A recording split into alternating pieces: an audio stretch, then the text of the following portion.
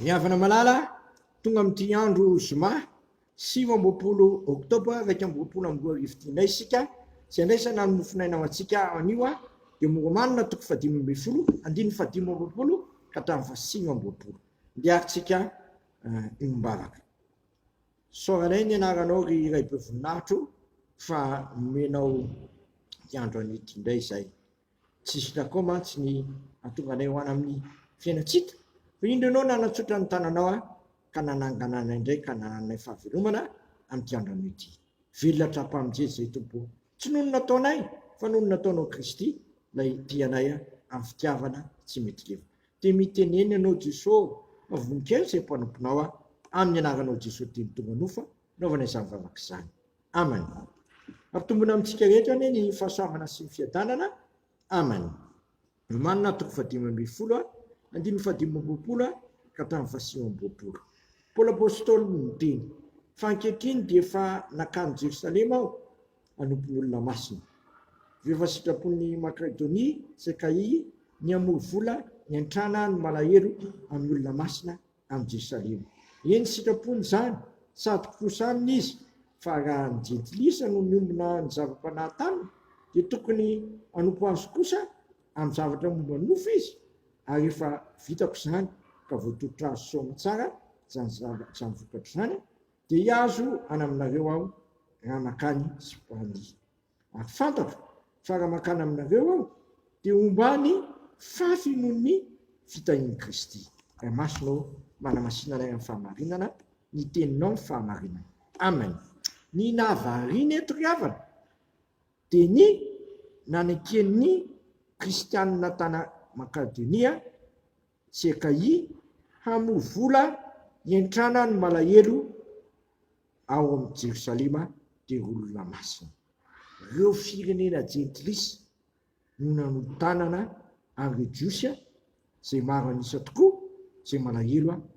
teo a Jerosalema eto dia sitrapony no anaovan'izany ary lazainy trosa izy ireo io efa voalazan'i Jesosy hoe moka hifankaty ianareo fa izany nahafantarany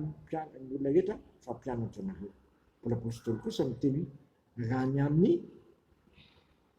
fitiavana kosa dia oka hananany olona trosa ianao amin'izany eto dia nampiseho ny fiakarana ny fanomponan'ny olona masina tany Jerosalema ny kristianina tany Makedonia Akaia lazainy fa sitrapony izy ireo no anaovan'izany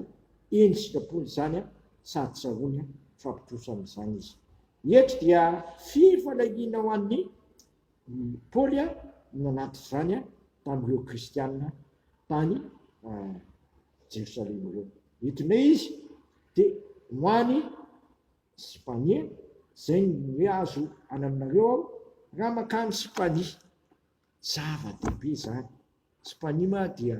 Espaina amin'ny andro akaiky ahoana nafahan'ny Paoly apôstôly nanao an'izany lazainy fa nomba azy ny fahafenoan'ny fitahian'i Kristy nomba azy ny fahafenoan'ny fitahian'i Kristy izaso ianao koa rehefa mazoto manompo tena ho an'Andriamanitra sy manao izay hanapariahana ny filazantsara amin'i Jesosy Kristy naiza no vino dia ombanao ny fahafenoan'ny fitahian'i Kristy Jesosy Kristy raha teo ny teny inao momba anareo manakariva ambara-pahatonga amin'ny fantaparihan'izao tontolo izao ny olona izay manaiky ilay afatra lehibe izay nambara atao aorianan'i Jesosy Kristy nitsangana tamin'andro hoe ataovy mpianatra ny firenena rehetra manao batisa azy ao amin'ny naharazana ka fanamasina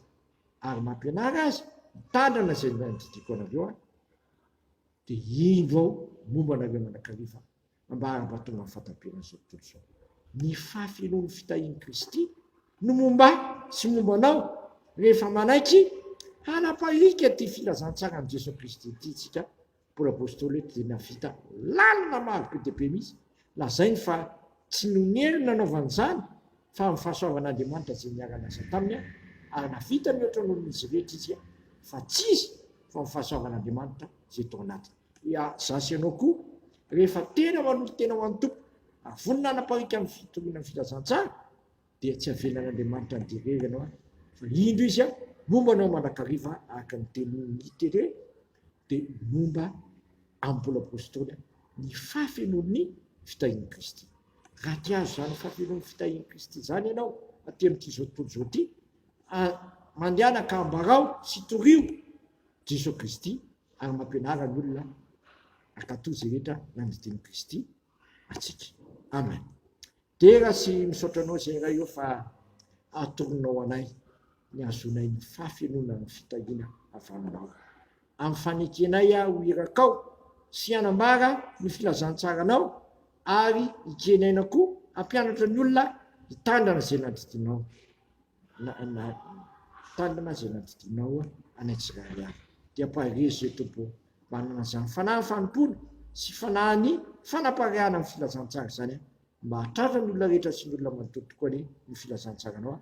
dia hatratranay koa ny fafenon'ny fitahin'i Kristy zay omba anay tokoa. Dia sitraka ny ary hivavaka hoe anay zay ny an-danitra masina ny enin'aranao ho tonga anay ny fanjakanao atao anay ny sitraponao ety an-tany tahaka ny an-danitra. Minany ny anina sahazo anay ary mamelany elokay tahaka ny amelana zay meloka taminay aiza mitondra anay amin'ny fakapanahy fa manafanay amin'ny ratsy fanao ny fanjakana sy ny hery ary voninahitra manakizay. Amen.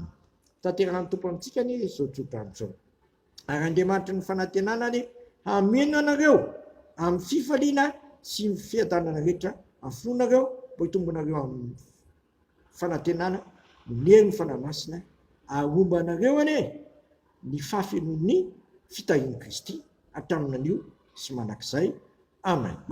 Voninahitra leo an'Andriamanitra ihany amin'ny anaran'ny Ray sy ny Zanaka ary ny fanahy masina. Amen.